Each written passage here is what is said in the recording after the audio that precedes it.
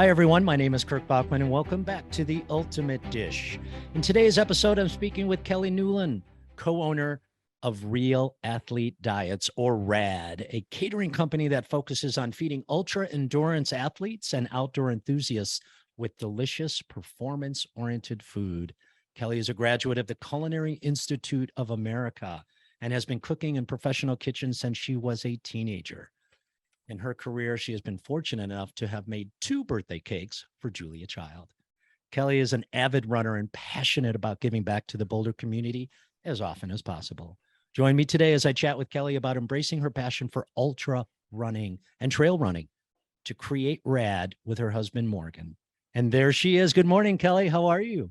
Hey, Kirk, I'm doing great. It's so nice to see you. It's good to see you too. Can I just say you look phenomenal? Good summer looks like for you, Thank huh? you. Yeah, summer's always full of just good stuff, and it keeps the active schedule keeps me active and just out in the sun, so it feels good. And in the sun at like 10, 11, 12,000 feet, probably. Yeah. Yeah, so extreme sun, as you know. Yeah. Yeah, I love it. Where are you, just for our audience, where are you sitting right now? You're at what, 6, 7,000 feet, maybe? We are at 87.5. Whoa, really? I did not realize that. Yeah, so sunscreen, just sort of nonstop, but yeah, we're up pretty high. Uh, we're in Boulder County, but we're up one of the canyons in Boulder County. So we sit above a little town called Jamestown, which is Yeah, yeah. about 200 and I think 50 people. And And you know then them all, and you know every single one of them. Yeah. there's some pretty great characters. And then we're about 3 miles from the Peak to Peak Highway, which has the highest point. The highest point on that highway is about 9,000 feet, and so we're pretty close to that. I love Yeah. it. I love it. Well, people are going to figure out pretty quickly that we've met, and we've had the great pleasure of working together a little bit here in Boulder. And I'm so appreciative. I know this is your busy time, and if anyone follows you on social media, we know how busy you are. So thank you very, very much for chatting with us this morning. It's first and foremost, while we miss you here on the campus, having a seat, a front row seat, if you will, to watch what you and Morgan have accomplished with RAD is absolutely wonderful. So first and foremost, congratulations on all the success. 7 years now you've been rocking this, 7.5. Somewhere between 7 and 8. Yeah. 2014. And I was still teaching when we started. So I think I might have taught for another, like a solid year while we got RAD going, which, you got to pay the mortgage, but that was quite difficult. Um, I know, I'm sure. I still have my RAD yeah. t-shirt, and I've ordered my Oh, my RAD baseball cap because I'm a big baseball cap. Did I see? So I'm gonna make reference to a lot of social media because I'm obsessed with social media. But first and foremost, happy belated birthday. Couple of days, June, end of June. end of Yeah, June. June Okay, okay. June 25th, I turned 52. Yeah. No, no, really. Well, happy birthday, Yeah. happy Thank birthday. you. Thank I'm you. I'm just a couple of feet away from my 60th coming up on the first. So That's look awesome. for a lot of stuff on Insta for sure. I And will. did I see I love all the chit chat. Did I see a Sprinter van on one of your pages? Is that a new addition to the family? Uh, Not yet, but gosh, I had this big project that I did in the San Juans. So maybe, so just outside of Durango in the Silverton area at a hut, and it was about 11,500 feet. And it was a really incredible organization called Footprints Running Camp. And Okay. the founder is an ultra trail runner named Dakota Jones, and it was 24 people all working towards how to kind of help set the table for the next generation of trail runners to help the environment, like truly help it, not just pick up some trash, but start 501c3s and just really make it a part of their life, right? So I was up at Yeah. this Yeah. hut with them and 24 people, and I thought, gosh, this is a really big job. It was like 8 or 9 days and 3 meals a day plus snacks, because they're a professional runners, so they eat just nonstop. Yeah. Yeah. So I needed a lot of stuff, and it was over 400 meals in total. Um, and I also was like, at the end of the day, they're long, like, 15-hour days. And they're fantastic people. They're the type of people I want to be around, but I also need my own space. So I borrowed a van rented a van from a friend of ours, Asa Firestone, who owns the Boulder Adventure Lodge. And Morgan, my husband, was like, just take the van, see what you think about it. And then when you come back, give me feedback. So uh, it was a no-brainer that it was a huge help, and I had so much stuff to haul up there, Kirk. Uh, and also a safe place to keep things away from bears. Like I can't just leave a cooler Yeah. outside where Sure. I could, Sure. Yeah. in the middle of the San Juan Mountains at 11,500 feet. So um, it it I think there's a large possibility that that might make its way into. It's a beautiful ride. One of Joseph Henry's Yeah, counselors with the Scouts has one, and it is, I mean, it is the perfect vehicle to maneuver our mountains and get a lot of stuff from yeah. here to there, right? Yeah. It was a game changer, and yeah, it was pretty undeniable. I think secretly Morgan was hoping that I would come back and say, yes, we need to have one, because he likes to build things like Yeah. that. Well, it's a good uh, plug for the company. I love it. I love it. yeah. Hey, who's that behind you there? Oh, if you can see her, that is Oh, our Great Dane Morrison. She's taking a nap. And then oh. over in the corner, who you cannot see, is Hank Williams, The our greatest Saint dog Bernard. name on the face of the earth, Hank Williams. I He's absolutely love it. I love it. Yeah, big dogs in the mountains are essential. Little dogs um will get snatched up here. So yeah, the Yeah. big ones How are did they good. do? How do they do with the altitude? They're fine. We moved here years ago from Virginia, and we had a Great Dane at the time then. And I remember, like, struggling because we lived at like 11 feet above sea level, and our dog was just like, running up Sanitas like on Yeah, day one. So yeah, they're resilient. They're cool. they figure it out. Easy to figure it out. Yeah.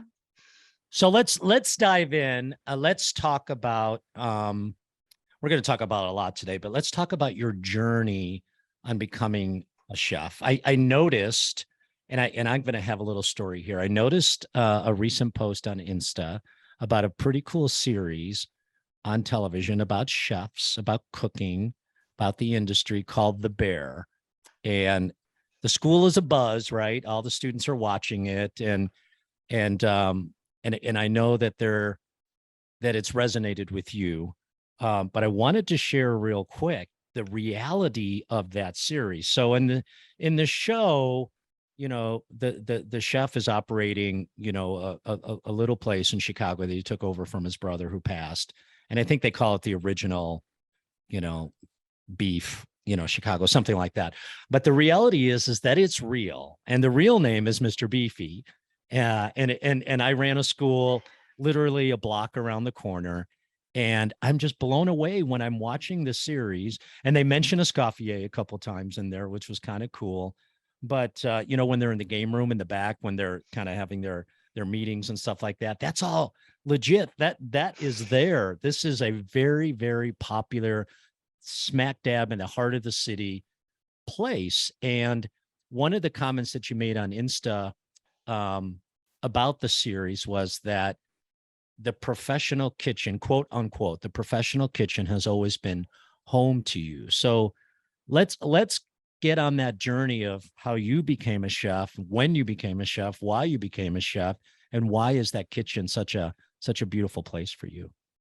Yeah, I love that. Well, gosh, there's so much with just that little bit that you just said. I also grew up in Indiana, and Chicago was so close to us. Right there. Yeah, Yeah. and we were in Yeah. Northwest Indiana. So, um, we grew up on Italian beef. That was Right. just a Right. staple. So I With all love the your, condiments on top, right? yeah, I Yeah. know how Yeah. special that is to you. That's really cool.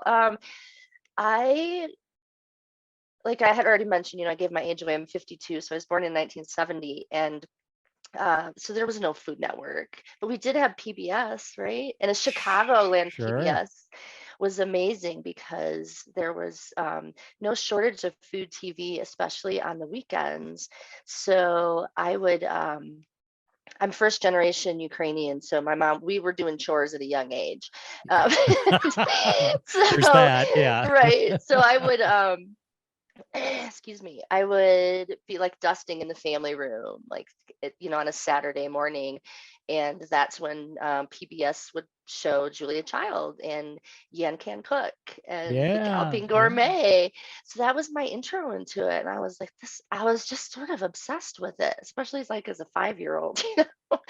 uh, but that was my intro into professional chefs, and I just loved watching it. And all three of them were so totally different, right?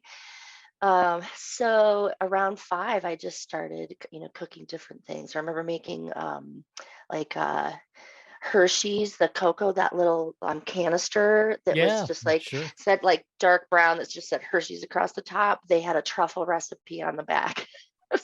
It was probably terrible, but I was also like infatuated with chocolate at the time. And so I remember making, the first thing I remember making was that truffle recipe, and then promptly eating like all of them, and I hadn't, I remember so clearly I hadn't, I must not have heated the milk up enough because you added the granulated sugar to it and cocoa. It's like milk, sugar, and cocoa because they were all grainy. But I was like, these are amazing. So, and then, again, because we lived close to Chicago, we would go to Water Tower Place. Oh Uh, yeah. Yeah. and they had a Godiva store there. And I remember my grandfather giving me $5 to go. We were I'm one of 3 girls, and he gave each of us $5. And I was like, oh, we're rich. We can buy so much chocolate. That's a lot of chocolate. That's a lot of chocolate in the 70s, right? Yeah. Yeah. So I remember buying chocolate from Godiva. And that was the first time I had ever had real chocolate. And I was like, I just dreamt about it. It's just fascinating. But yeah, that was my intro. And I was like, I'm going to be a chef. That's just what I'm going to do. Isn't that a Maybe. great story? So Mr. Hershey's probably, someone in the Hershey family's like, there you go. Another degree of Hershey right there. Right? I love little memories like that, right? Of what gets you going. Yeah. Did it blow Yeah. you out of the water when you so you've got Hershey, you've got Godiva, and then we go on and on and on from there. But was it like an incredible difference to you Oh, in terms of the 100%. quality? Yeah, yeah, yeah. Also, I think I should mention, so my mom is from Ukraine, and there's not a lot of chocolate, and there's not riches in gold in Ukraine. So Yeah, my yeah. mom loves chocolate, but she would buy us carob when we were kids, and I was like, Oh, wow. we got ripped. And once I had Godiva, I was like, what? We've been getting ripped off all these years by eating carob. It made you appreciate it more, though, right? Totally, yeah, yeah. So my mom and I definitely share a love of chocolate. So you're 5, you're doing your thing, and I know exactly where you guys are there in Northwest Indiana. When did it become because you went to college first, right? Valparaiso? I grew up in Valpo, Or, yeah, home of Orville Redenbacher. He's yeah. real. For those who ask me, he's a Yeah. real guy. He was totally real. Yeah. Or Yeah, did you and go to Purdue then after that? I went to Or Purdue, you went to Purdue? Yeah. and then I left and came home and went to the CIA, and then I finished up Purdue online years later. Oh, okay. Kind of the same path. I went to, the family made me go to college first, and then culinary school followed. What were you interested in studying first when you went to Purdue? Oh gosh, I was still working in restaurants when I was there. So, and then, in Valpo, that was the first restaurant I worked at when I was, how old was I?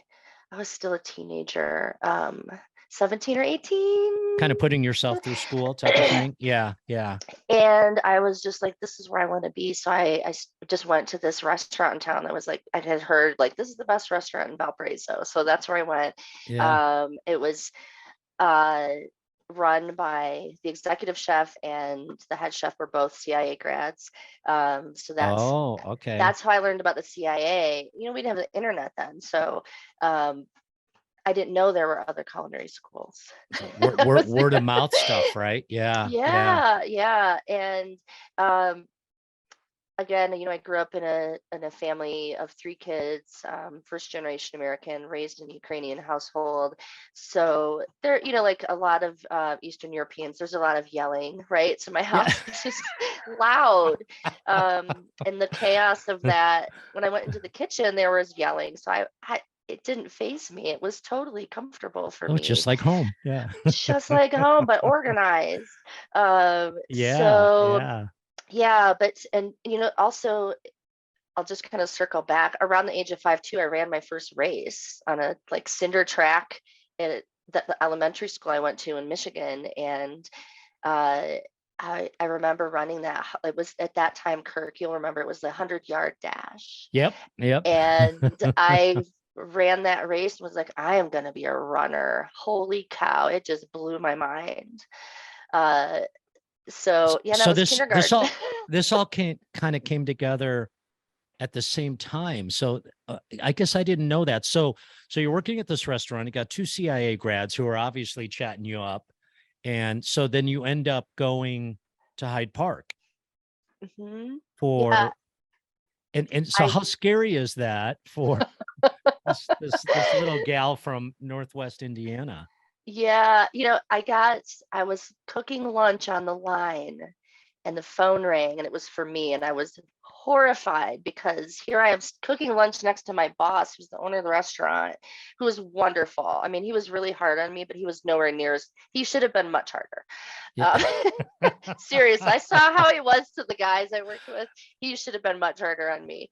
Um, but the phone rang and he looked at me and he was like, "It's for you." And I was like, okay. So sorry, my chef, my cooking still gets in there with the language once in a while. We'll put Um, music over that. Yeah.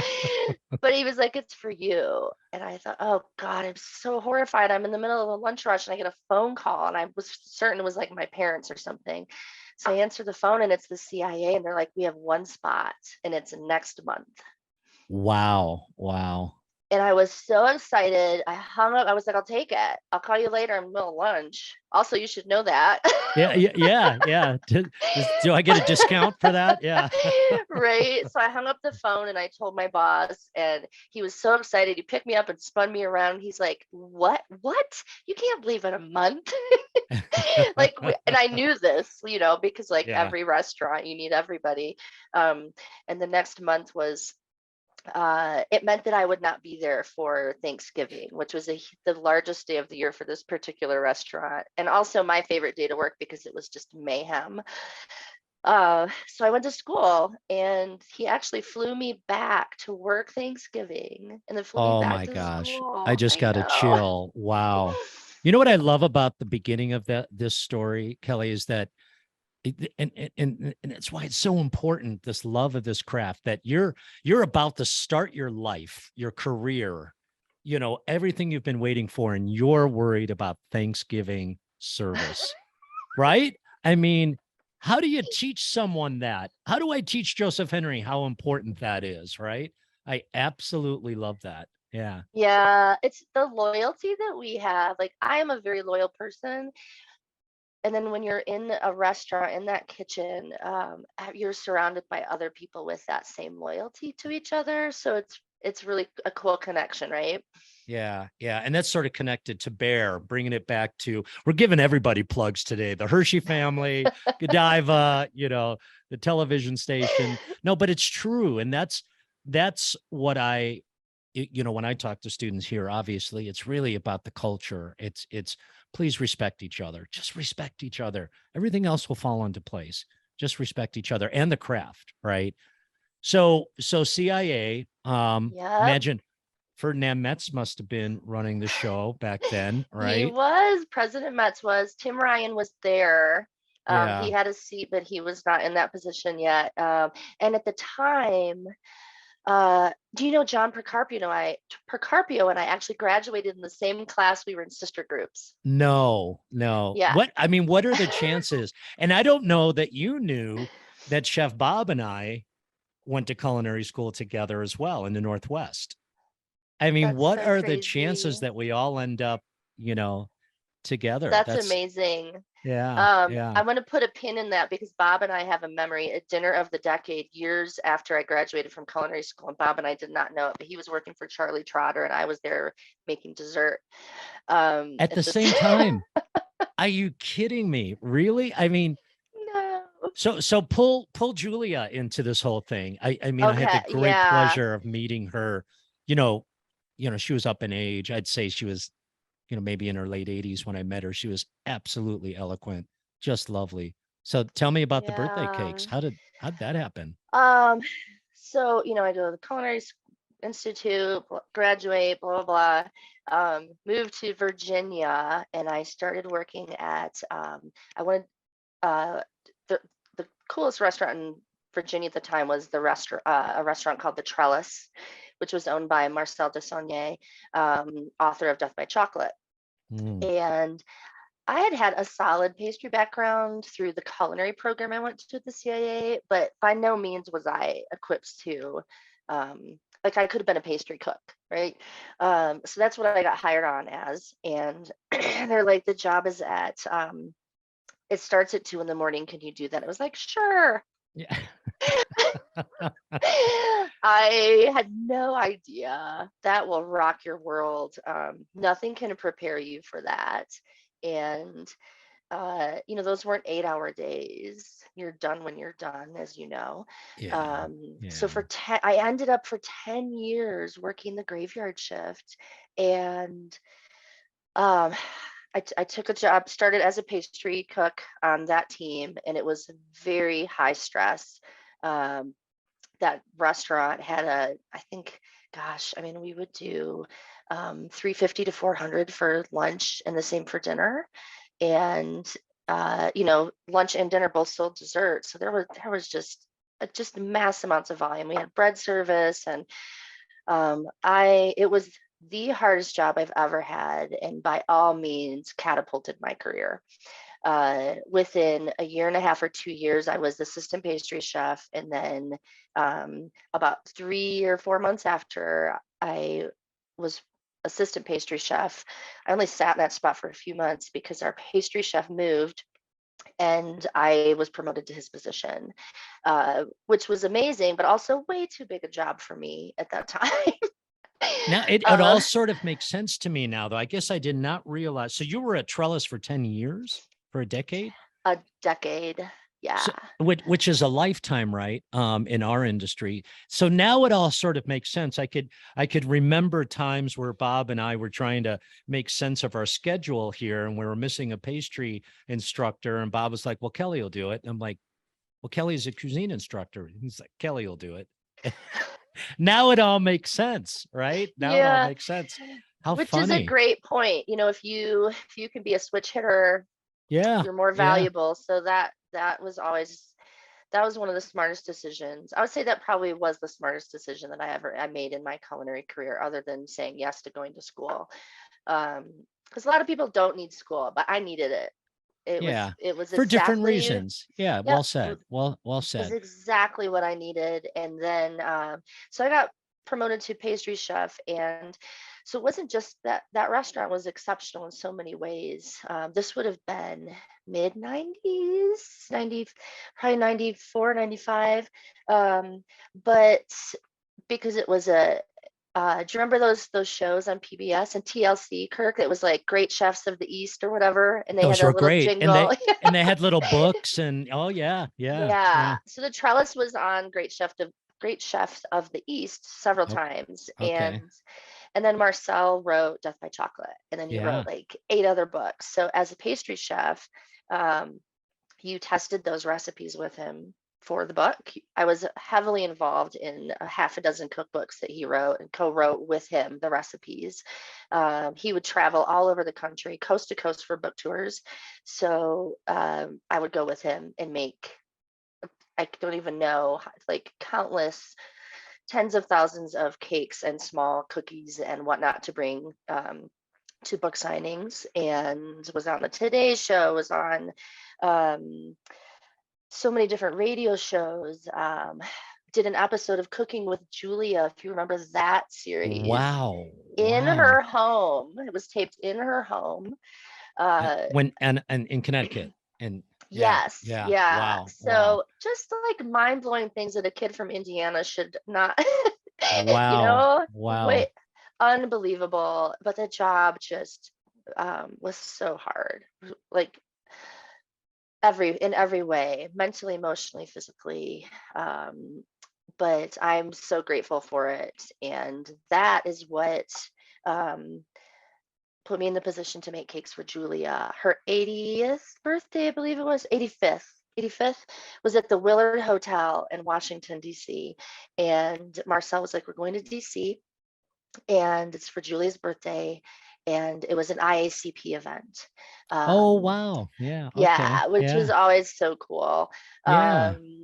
And I was kind of thrown into the IACP, the International Association of Culinary Professionals, for those of you who aren't familiar with that. Great But organization. Yeah. Yeah. yeah, I was kind of thrust into that and over the ACF, just because of the people, like the people I was working for, and like that was very prominent. So that organically was the organization that I worked with the most. But And Julia was connected with them. A big force. yes, Yeah. Yeah. yeah. And Marcel and Julia had a great friendship and did many things together. So I was just like literally at the right place at the right time. Cut my teeth at that restaurant. And so we go to the Willard, it's her 85th birthday. And I'm in the back, I got this cake ready, and I'm like having a nervous breakdown because this is a very big deal. And I get up, I'm like, I'm gonna run to the restroom before I bring this cake out in like a half hour. So I get up and I go down there, and all of a sudden I see Julia in the hallway, and Well. sort of takes your breath away. Yeah.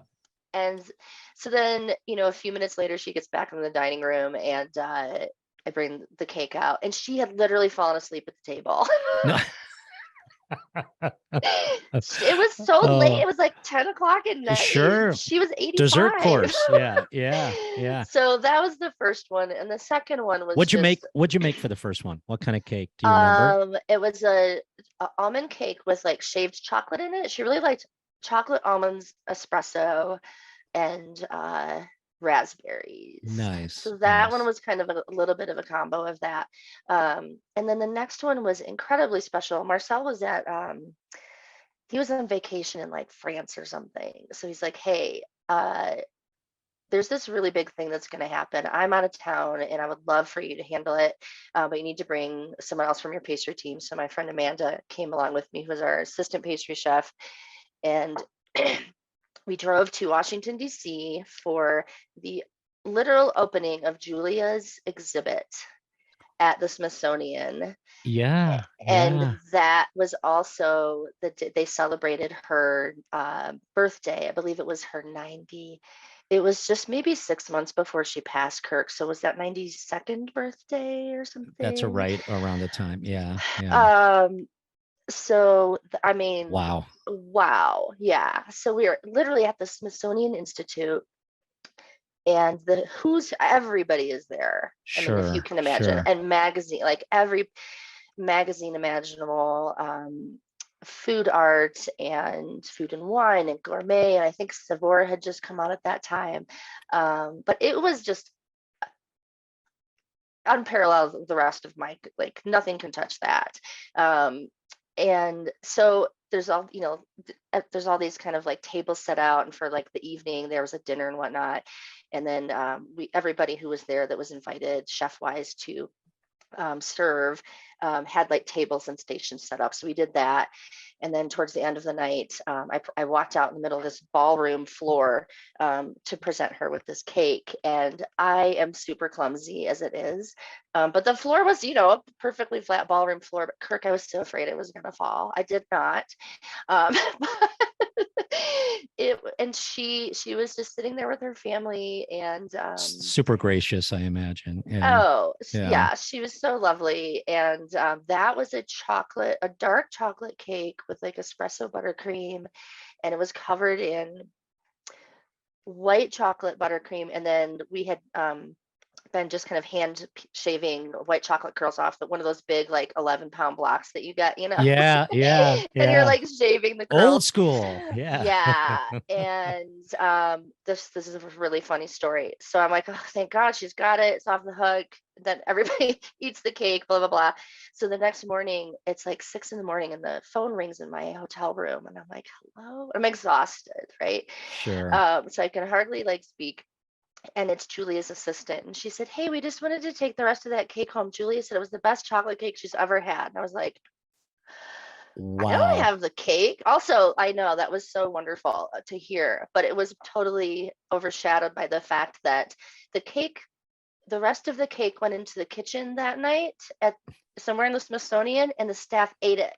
Devoured. Yeah. Yeah. Yeah. Well, of So course. Of course it did. I mean, come on.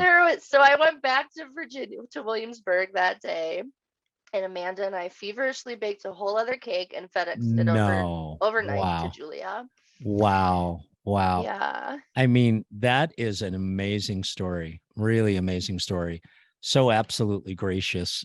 Let me kind of fast forward a little bit. I'd love to kind of connect, you know, you're out in Colorado now, and we're going to talk about your love of running and the love of running in general, right? Um and in full transparency, I need to run more, but I live vicariously through your posts, right? So I'm good. I will never run 100 miles. I won't. I barely drive 100 miles, okay? But I I think that I went to the University of Oregon. So even though I shamefully don't keep up with the running like you do, and Bobby Stuckey and others, right, that shame me on social media, I have such a respect for the craft. I mean, I think I was first introduced to running through, the immortal Steve Prefontaine, right? Beautiful, beautiful story, right? And I was at school, during that time. Um, and on the personal side, I think you also know that almost 40 years ago, I had a kidney transplant. And little known fact is that it was running at the time. I was very young, a young person who's just getting their life started halfway through college. You're going to have a kidney transplant. And, I went back home to Colorado, the Gunnison Crested Butte area, and went up to Western State College, is what it was called back then.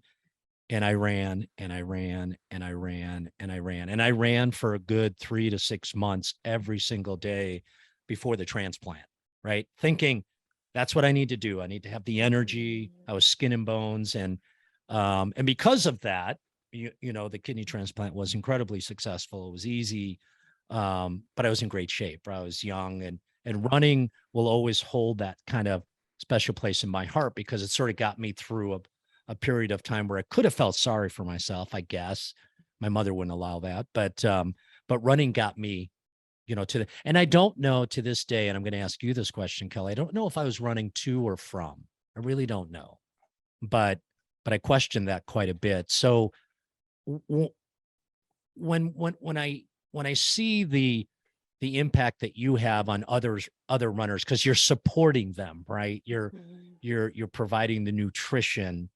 I'd love for you to kind of just try to summarize, where you started to touch on this, where your love of running came from, but it's so much deeper than that. This is not just you throwing on the sneakers and heading out. You're helping others impact the environment, change their lives.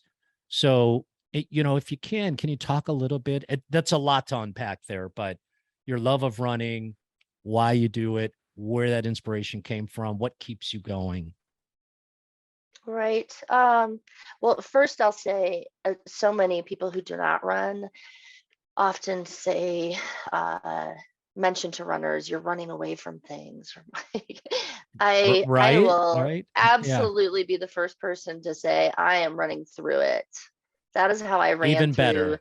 Even better. so many difficult points in my life was not running away in it, because when I'm running, I'm in this safe place that is allows me to think and work through and unpack things that are really, might be really difficult going on in life, and work through it. So running has been, for me, has provided that sort of therapeutic space. And if it were not for that, I don't like it, just allowed me to be in the right headspace and work through it.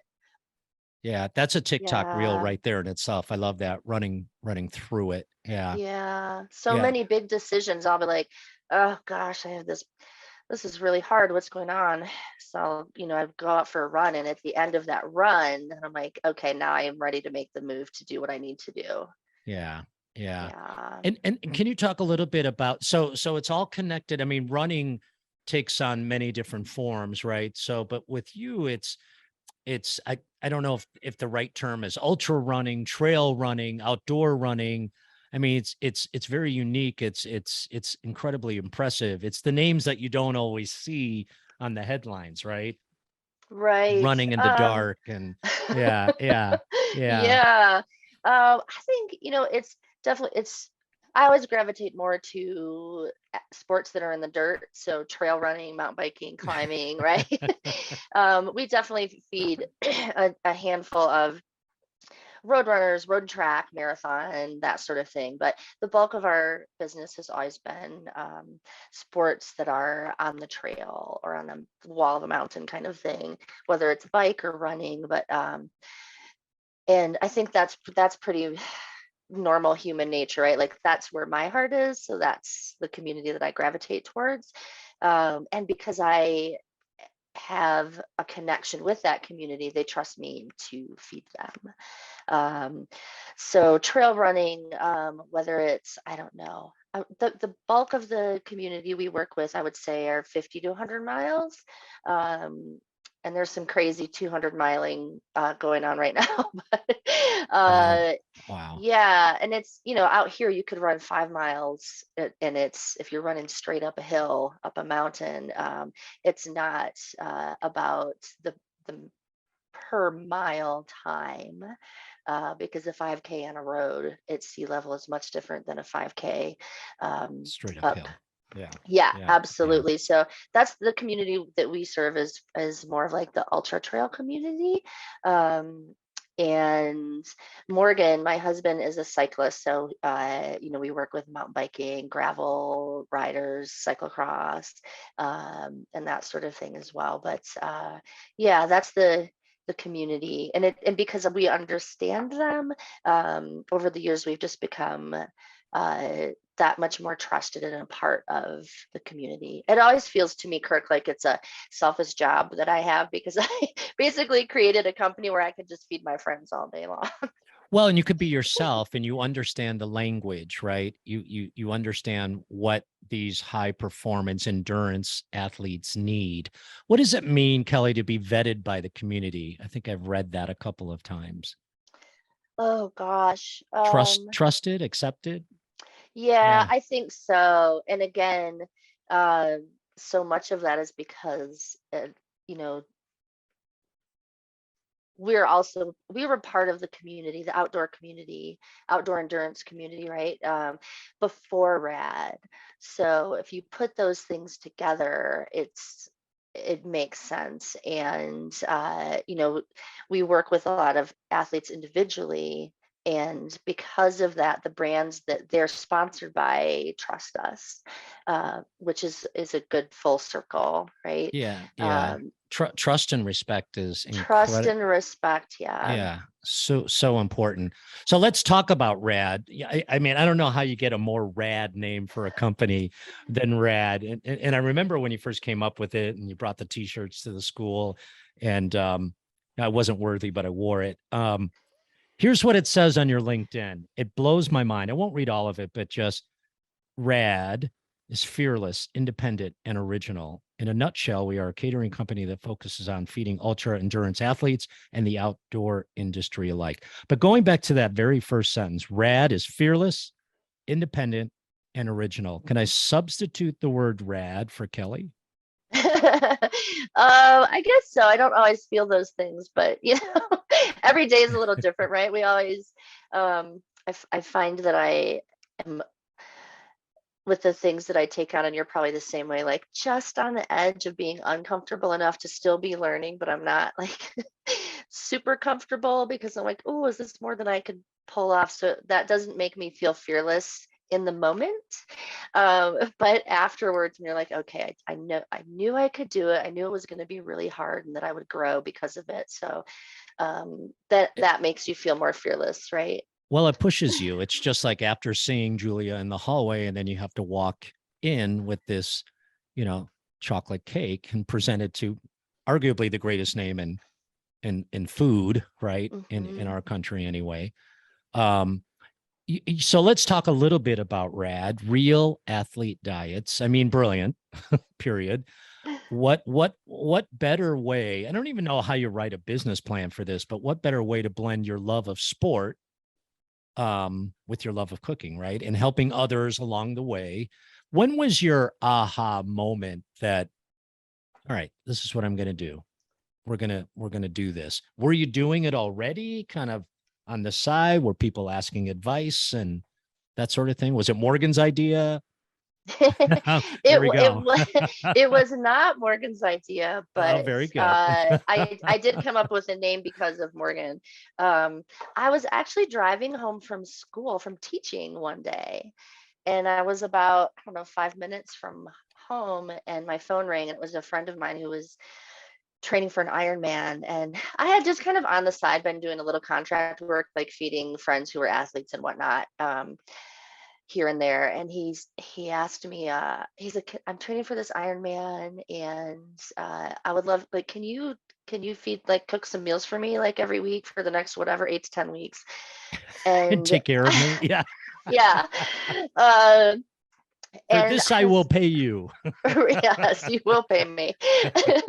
But I actually said no, and at the time, no was not a word I said often. I say it much more frequently now, but I was like, I can't. I'm just maxed out. I was teaching at Escoffier full time, and I was also doing like 30 plus hours of contract work with an organization in Boulder that worked with youth in recovery from drug addiction, I remember that. Yeah. and which Yeah. was so amazing. I loved that work. It was extremely difficult on a lot of levels, but I'm really fortunate to have had that. So I was doing basically two full-time jobs, and I was like, I can't, I'm maxed out. So I hung up the phone with him, and immediately I said the words out loud, like, why am I not doing that?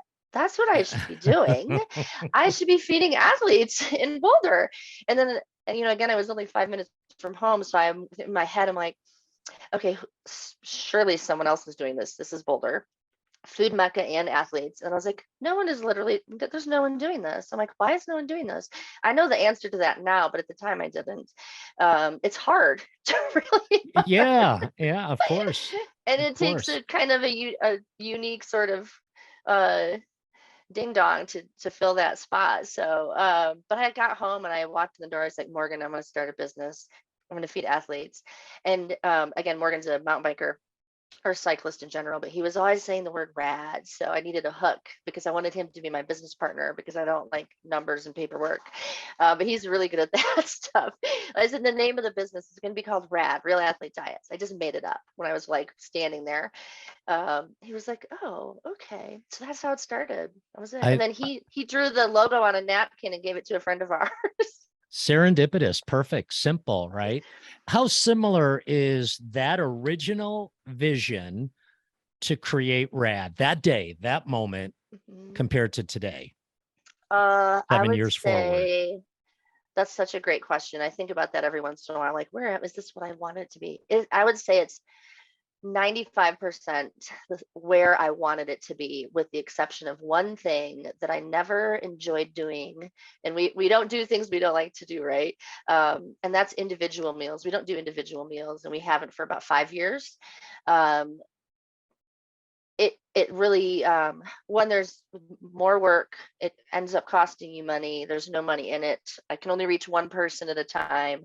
Sure. And it Yeah. really was, putting kind of a wrench in the way of all the other things that I could fill the calendar with that would reach more people and be more impactful, and things that brought me joy. Um, so when we moved up high from, East Boulder, I was like, I don't want to, I'm going to remove this from the business model. So we did, and it's been great. Every once in a while I do, if someone's like, oh my gosh, this just happened. Um, can you help me with whatever? If it makes sense, I'll help them out. But for the most part, it is exactly what I wanted it to be, Which which, is the perfect North Star. I love that. I mean, it's okay yeah.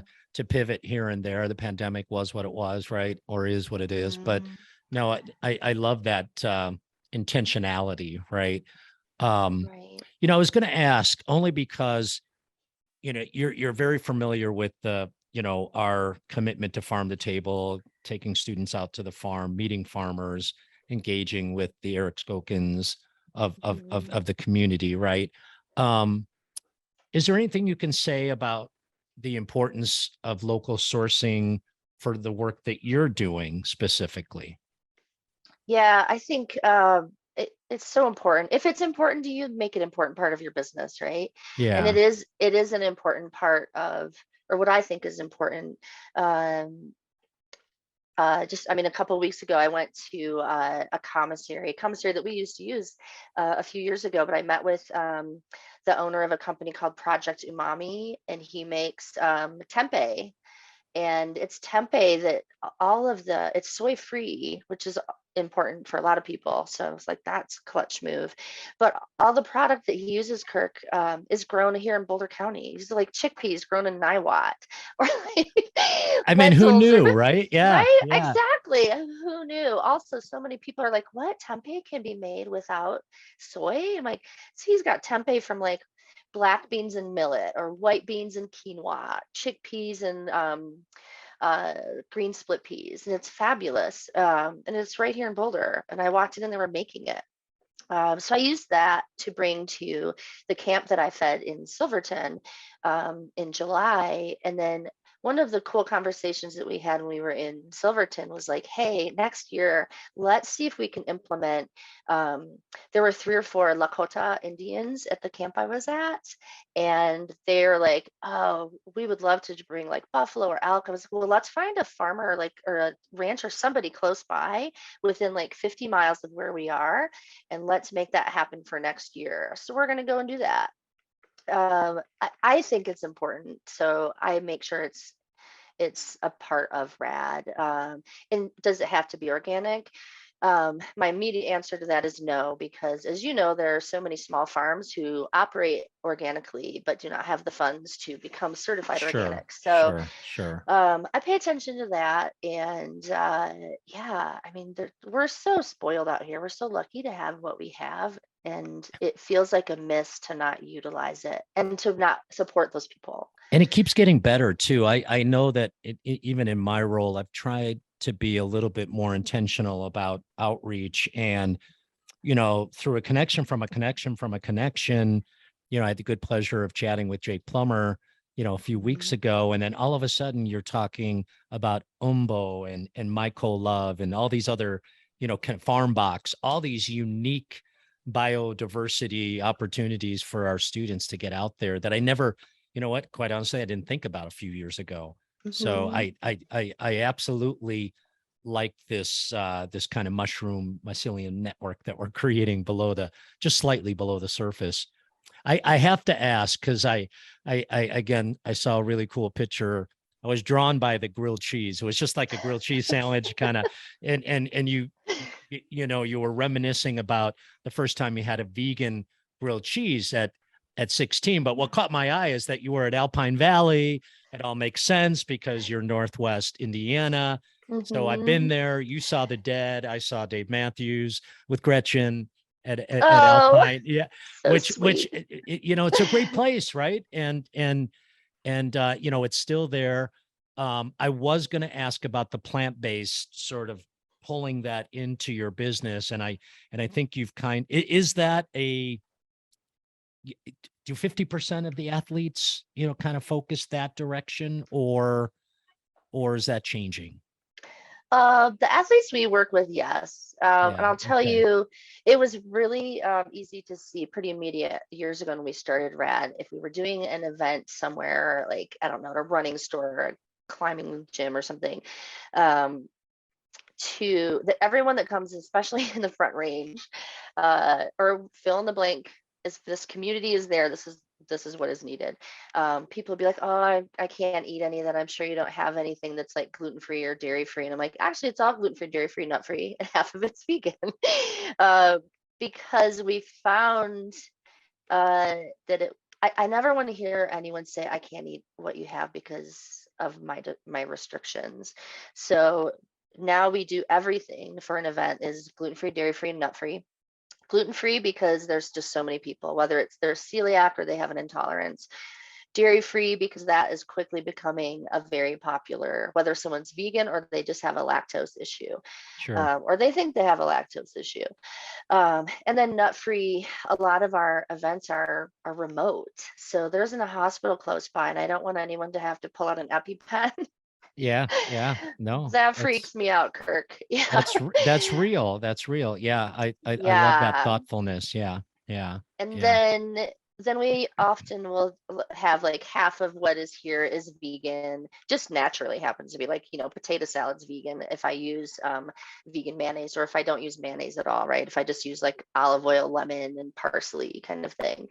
And then the other kind of half of the groups that we work with, are eating elk and buffalo, and they're excited about, the cool things that we have in the Front Range to offer, like farmers to work with, which is great. So I try to do a little bit of both, and not necessarily to replace animal protein for anyone, but offer it as an option, uh, to one, for the people that are vegan, and two, um, to just help introduce another product to someone who might have, on another day not gone for that, right? Even, I mean, David Chang, he grew up eating like chicken feet, right? Yeah. He's Yeah. now working with this really cool brand called Meaty. Have you seen them? Yeah. Yeah. Yeah. Yeah. I just read his Meati. new book. Yeah. Oh Yeah. yeah, he's so cool. He is. And he's like, we're not trying to replace meat, but we are trying to add a different option into my family so our kids can eat or have this A, B, and C. So I like that. That feels good, and it also is really asked for and a requirement for the community that we feed. I love that. I love that. I want to make sure we get the plug, radboulder.com, right? And your Mhm. your Instagram is simply radboulder at Yep, at radboulder. Rad Boulder. Yeah, somehow Very no one cool. had that. I don't know how. Really? That's I mean, it. I know. It's crazy. I love it. I'm not going to let you go until, the name of the podcast is The Ultimate Dish. So here comes the pressure, chef. What is Oh, the ultimate dish? This is going to be good. I can't wait. it's such a hard question. It And is. It is. Because there's so honestly, much.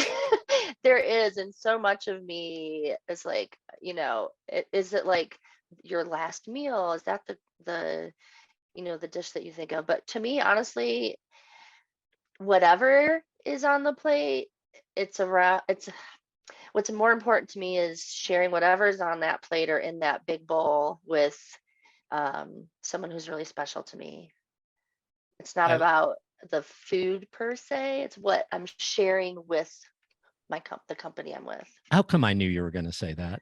I know it sounds like a scapegoat, right? Like No, everybody. no, it's a perfect response, right? Curtis Duffy was on the show, Michelin star restaurant. You think he's going to say something molecular, right? And he said the exact same thing. You Did know, he? I didn't hear sitting that one. sitting with my Oh, family, and he got emotional, right? So it's a memory, and a lot of people talk about their first experience, like with grandma's pot pie or something, and that's mhm. what I love. It's just people are being honest and transparent about what the ultimate dish is, so it's absolutely perfect. Yeah. And so are Yeah. you, and thank you, Kelly. Thank you so much for sharing a few moments with us, and best of luck, continued luck with the amazing company. I'm going to start making t-shirts for the ultimate dish. Although the acronym becomes TUD, and I don't know, I don't know how popular that's going to be, but I'm going to give it a shot. It's not rad, but I'm going to do my I love best. it. Thank you But for having me. I'm really just anytime I can chat with you is a gift. So that's good. I appreciate. Gretchen says hello and keep on smiling. Okay. All right. Please send her my best. I will. Thank you for listening to the Ultimate Dish Podcast, brought to you by Auguste Escoffier School of Culinary Arts. Visit escoffier.edu/podcast, where you'll find any materials mentioned during the podcast, including notes, links, and other resources. You can also browse other episodes and subscribe.